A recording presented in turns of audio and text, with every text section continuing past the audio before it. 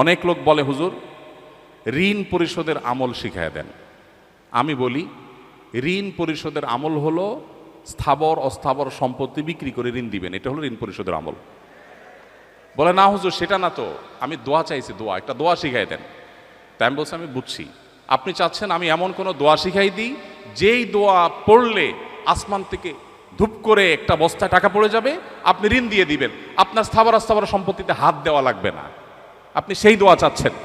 মুহাম্মদ সাল্লাল্লাহু আলাইহি ওয়াসাল্লাম সেটা আমাদেরকে শিখান নাই। তিনি শিখিয়েছেন আমি ঋণগ্রস্ত, আমার সর্বশেষ সম্বল বিক্রি করে তারপরে যখন আমি পারছি না তখন আমি আল্লাহর কাছে, তার আগে এবং তখন আল্লাহর কাছে হাত পাতবো। কিন্তু আমরা চাই আমার সব ঠিকঠাক থাকুক, আমি ফাওটা দিয়ে কোনো রকম জাকাত দেই বা ঋণ দেই। এটা মুসলিম সুলভ চিন্তাধারা বা মানসিকতা নয়।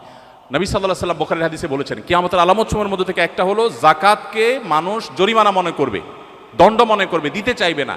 জাকাত দিতে পারা তো সৌভাগ্যের, তোমার আখিরাতের অ্যাকাউন্টে জমা হচ্ছে, আমি সওয়াব পাবো।